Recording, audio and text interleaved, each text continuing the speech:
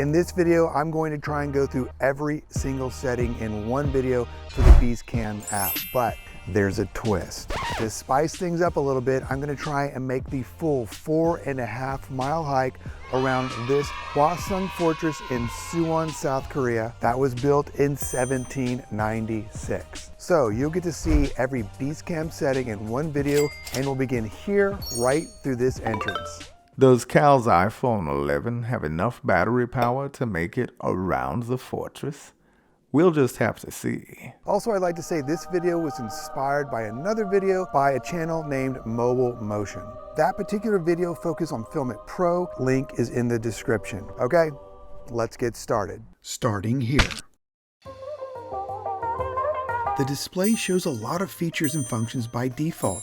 There's a lot you can do with the Beastcam's filmmaking app. However, there are times that you may feel that your display is a bit cluttered. By keeping the Hide interface on touch toggled on, you have the option to hide selected items with one touch. This is somewhat customizable, as we'll see, but to use the extra hide options, you'll want to have this toggled on. We'll get to that in a moment. Beastcam has two separate reticles, one for focus and the other for exposure. The right square reticle is for focus and the left circular reticle is for exposure. Simply place each reticle over the area that you want to stay in focus or set for exposure. You can also lock each of these by tapping them once. You can tell that a reticle is locked when it turns from white to blue. Otherwise, your focus and exposure will be on auto, which can cause shifts in each as you move the camera. Also, if you press and hold a reticle, it will expand to the center. This mode will take the overall general readings for exposure and focus. To exit, tap and hold again. When enabled, you have the option to adjust your focus, exposure, and zoom with gesture controls. Slide your finger vertically up and down to adjust exposure. Slide horizontally left and right to adjust focus, and pinch in and out to zoom in and out. You can enable or disable this function by clicking in the settings gear icon at the bottom left of your screen and toggling the gesture controls button. In the same settings area, you have the option to hide your reticles if you feel that they're a distraction or if you prefer complete manual control. Simply toggle off the hide exposure and focus reticles on touch. And again, by tapping once on your screen, now both reticles disappear along with the rest of your display. By pressing the circular icon in the top right corner of your display that looks like a magnifying glass with the letter M in the center, you can activate the quick zoom function. When selected, the camera is digitally zoomed in. The idea is that this option can help you when you want to set up exposure or white balance at a specific area of your frame. However, keep in mind that you have two options in these settings. Under quick zoom, you can either choose zoom or preview. If zoom is chosen, the zoom will be recorded during filming. However, if preview is chosen, the zoom will show up on your display but will not be recorded while filming. Also, in settings, under this option, you have a slider labeled Zoom Power that will affect the degree of magnification. The greater the number, the greater the magnification. By default, the quick zoom button will remain on your screen if you tap your screen to hide the display. However, you can have it added to the list of hidden items by toggling on the Hide Quick Zoom button on touch in Settings. To access white balance controls, click on the circular icon at the bottom of your display with the letters WB for white balance. 9 options will appear. The top 6 options are preset values and are as follows: Daylight with 5200 Kelvin and 5.0 tint, Cloudy with 6000 Kelvin and 4.0 tint, Shade with 7000 Kelvin and 0 tint, Tungsten with 3200 Kelvin and 0 tint, Fluorescent with 4000 Kelvin and 30 tint, and Gray Card. BEASTCAM's gray card can allow you to set up your white balance by pointing your camera towards a gray object. The K and T at the bottom stand for Kelvin and tint. These values can be manually controlled by using the slider on the right. The AWB button is your auto white balance and will automatically set white balance depending on what is on your screen.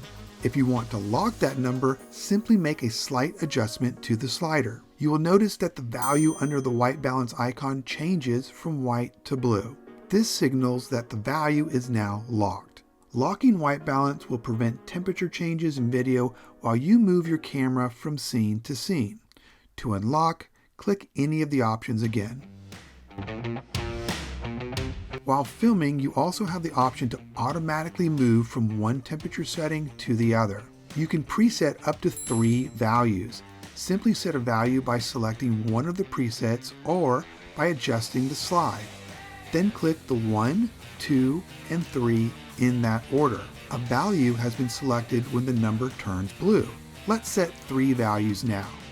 You can also control the speed at which these changes take place by selecting the time icon above the number 1. You can set the change to take place anywhere from instantly up to 10 seconds. You have manual focus control by clicking on the icon that looks like a circle within a circle at the bottom of your display. You can adjust the focus by moving the slider on the right either up or down. As you move the slider, you may notice that the value under the icon has changed from white to blue, indicating that focus is now locked. In order to unlock and go back to automatic focus, tap once on your focus reticle. A focus pull can be performed just as we saw with white balance. You can preset up to 3 values. Simply set a value by focusing on an object by moving the slider. Then click the 1, 2, and 3 in that order. A value has been selected when the number turns blue. Let's set 3 values now. You can also control the speed at which these changes take place by selecting the time icon above the number 1. Again, you can set the change to take place anywhere from instantly up to 10 seconds. Oh, I forgot how many stairs there were. You also have the option to digitally zoom in and out. To do this, click on the circular icon that has a magnifying glass at the bottom of your display. Once again, you can adjust using the slider. You can pull zoom or set 3 presets just as we've covered on pulling white balance and pulling focus. Manually setting your ISO is as simple as selecting the ISO button at the bottom of your display. You can adjust your settings by moving the slider on the right. Ideally, a lower ISO setting will retain more data in your videos, thus minimizing digital noise. Better exposure is a balance between your ISO and shutter speed settings. Moving the slider also locks the settings and the value under the icon turns blue. To unlock, simply tap once on your exposure reticle. To manually adjust your shutter speed, click the circular icon with a partially filled in circle inside. Again, you can make adjustments by using the slider. If you're looking to stick to the 180-degree shutter rule, you may want to set your shutter speed to 1, double your frame rate to capture a more natural looking motion blur. For example, if you're filming at 30 frames per second, you'll choose a shutter speed of 1/60. Again, once you adjust, the settings are locked, indicated in blue, and you can unlock them simply by tapping once on your exposure reticle. Manual exposure can be selected by clicking the circular button with a plus and a negative sign inside. By moving the slider, you adjust the darkness and the brightness in your shot. But notice as you do this, the ISO and shutter speed values change. You must choose one or the other, either between using the manual exposure option or the combination of your ISO and shutter speed settings. They're mutually exclusive by nature.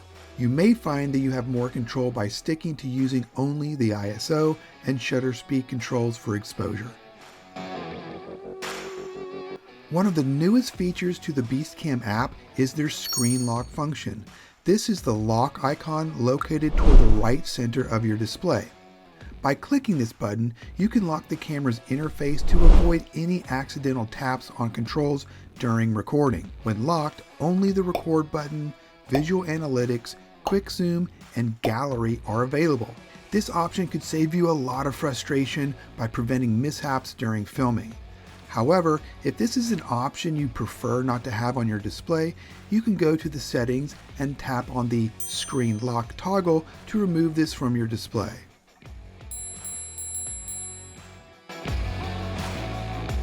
The graph to the bottom of your display is your histogram, which measures exposure.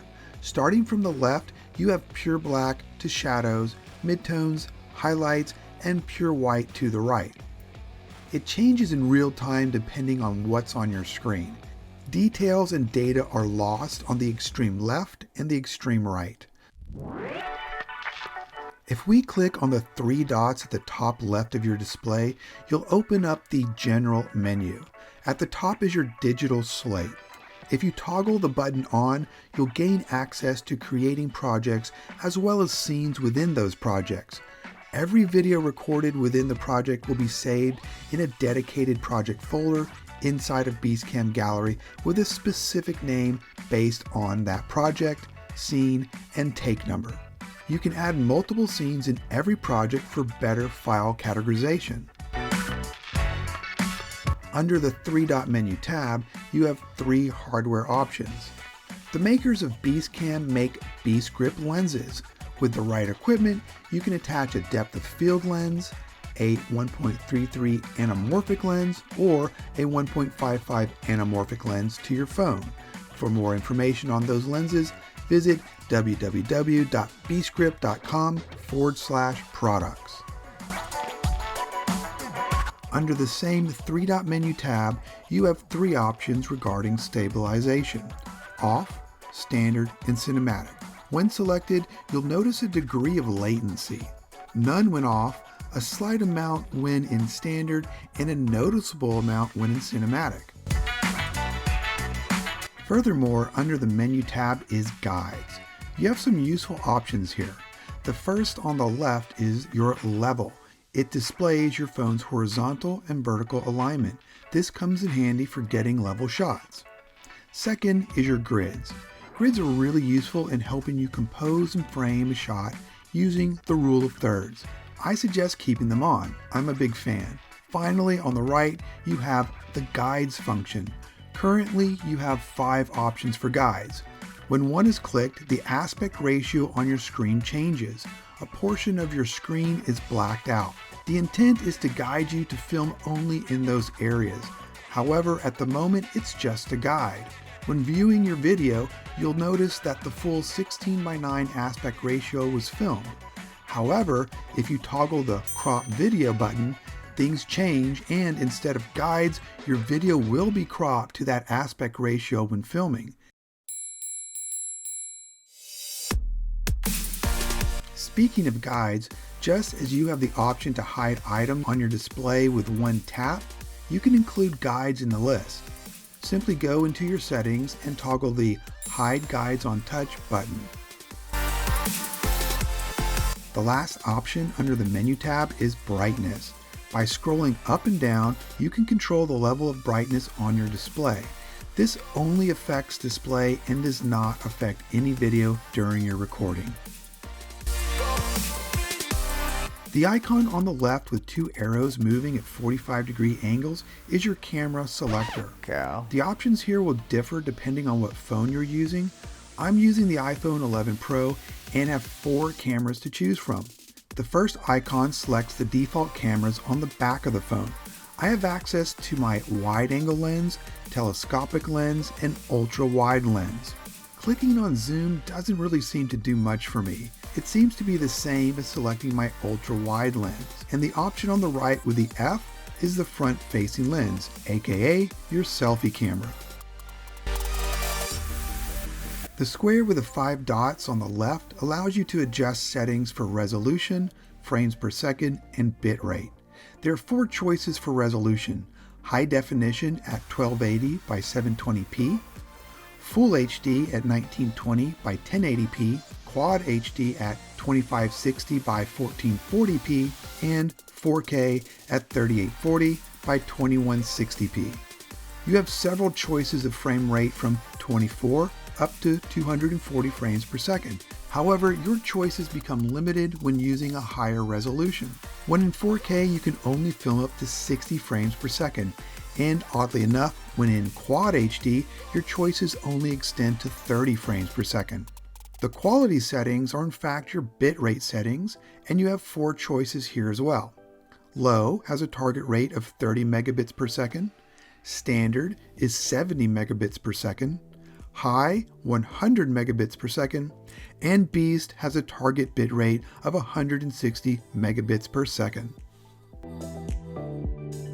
If you need a little more light when filming, you can toggle on your phone's flashlight by pressing on the zigzag icon on the left. You can adjust the intensity by sliding to the left and to the right.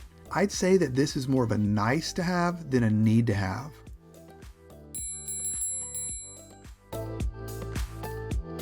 You can access the microphone and audio settings by clicking on the microphone icon on the left. The available option may differ depending on what phone you're using and if you've connected an external microphone to your device. You can adjust the volume at the top. You can choose which microphone to record from. My phone has 3 mics, one on the bottom, one on the back, and one on the front. If you connect an external mic, you'll see another option available. You also have 3 file formats to choose from: AAC, PCM, and AIFF. You may find that you have better sound quality by using AIFF. And finally, you may be able to choose your sample rate. This will vary depending on the phone you're using. I tend to go with 48 when the choice is available. If we move to the right side of the display, we can access presets by tapping on the P icon. Presets allow you to store as many camera settings as you want on your iPhone. You can immediately see what current settings are being used as displayed on the left. You have the option to save your current settings, make these settings your default, and access stored settings all within this area. If you'd like a particular preset loaded every time you start the BEASTCAM app, simply go into Settings and toggle Load Default Preset on Start.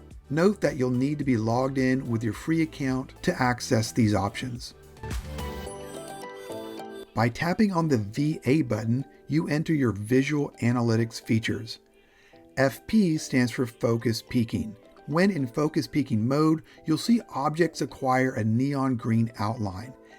Anything outlined in green indicates that the object is in perfect focus.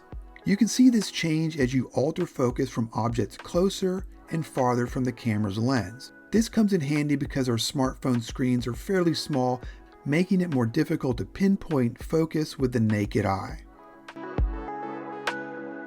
In zebra mode, you'll notice red striped areas and blue striped areas depending on your exposure levels. The red stripes indicate parts of the image that are overexposed, and these are also called clipped highlights. The blue stripes indicate areas that are underexposed, which are called clipped shadows. False color takes things to a new level as far as exposure goes. When you select false color mode, you'll see a multicolor overlay on your screen. The main colors you'll see are green, blue, and orange. Properly exposed areas are in green, underexposed areas are in blue, and overexposed areas are in orange. Basically, aim to maximize areas in green and minimize areas in blue and orange. If you're comfortable with how focus peaking and zebra stripes work, you may like the visual analytic auto function. First, click on the VA icon on your display and select the auto button. Now, when you adjust focus and exposure, you'll see focus peaking or zebra stripes temporarily turn on to guide your adjustments. This feature can be quite helpful. The record button or shutter button is clearly the bright red button on the right. Press it to start and stop recording. You'll know that you're recording because the display will become outlined with a bright red border. For extra control, you have the option of enabling volume shutter. This allows you to start and stop recording by either pressing the volume up or volume down buttons. One benefit to this is plugging in your headset and pressing the volume buttons. This way you can avoid accidentally shaking or disturbing the position of your phone. Also in settings, you have the option to hide the record button from your display by tapping on the screen. Click the Hide Shutter Release on touch to control that option. The icon just below the record button will switch between video and photos mode. Most but not all of the settings are the same, and we're not going to spend any time here in photo mode since this channel is about mobile video instead of photography. But if you're interested in videos on photography, let me know in the comments. I'm genuinely curious. At the bottom of the display is essentially your very own BEASTCAM camera roll. Here you can view, prioritize, organize, delete, export, copy, and share your files. The two main folders are for photos and video. By default, photos and video are saved here as opposed to your phone's camera roll. An oddity here is that you have the option to change this only for photos. By toggling the Save Photos to Camera Roll, you can have photos automatically go to your phone's camera roll. By clicking on any one of your videos, you'll find the following options at the bottom of your display. The pen icon allows you to rename your file. The box icon allows you to move files to other folders. The arrow down icon allows you to save videos to your native camera roll. Yes, that's what I'm talking about. The arrow pointing right allows you to export, share, and the trash icon allows you to delete files. Since there doesn't seem to be an option to automatically have video files saved directly to your phone's camera roll, there is a workaround. In your gallery, click on your videos folder and you have the option to individually select files. You also have the option to select all. Do one or the other and then click the copy button and you'll be prompted to confirm if you want to save all of these files to your camera roll. On the far right of your display, you'll see the audio bar. As a microphone picks up sound, the levels will adjust from green at the bottom to yellow and to red if the sound is peaking. This graph displays your microphone's decibel level, and on the top of this graph, you can see the decibel level currently being monitored. If you're recording in stereo, the graph will also display the differences between the left and the right of your recording. At the very bottom, you'll see some extra data. You can take a quick look here to check which microphone has been selected, which audio format has been selected, and what sample rate you're recording at. There may be times when you want to make sure your display does not automatically change from landscape to vertical when physically moving your phone. This could be annoying to some. To prevent this from happening, go into Settings and toggle the Lock Orientation button. And there you go. By now you've seen almost all there is within the settings area except for what's offered in file management. The major option here is prioritization. Prioritization is a massive time-saving tool that allows you to quickly prioritize or delete your videos via a pop-up menu as soon as you finish recording. Prioritized videos will be saved with an asterisk at the beginning of the file name for quick sorting. Combined with the digital Slate, prioritization allows you to keep all of your files organized by project, scene, or your best takes for a better editing workflow. You also have the option to save digital state slate, and photo geotag and save to camera roll are also only for photos. And you can select delete option pop-up after save export, which gives you the option to immediately delete videos from your gallery once you've either saved them or exported them elsewhere. I prefer to keep this option on. And at the very top of your screen, you'll have your information bar. This thin strip lets you check at a glance a few of the more important settings before you hit the record button. Starting from the left, you can see your current stabilization setting, your resolution and frame rate, the recording timer, available storage left on your device, and the remaining battery power left on your phone. Make sure you check these before hitting record. Okay, we did it. Not bad, Cal. Not bad. Truth is, I'm a little tired, but I think I deserve some pizza. But now you know everything to film with the Beastcam app. But have you ever considered editing your video with an app also? Straight on mobile with your phone? Make editing convenient and professional looking by using LumaFusion. And check out this video here for everything you'll need for editing on your phone. Not bad, Cal. Not bad.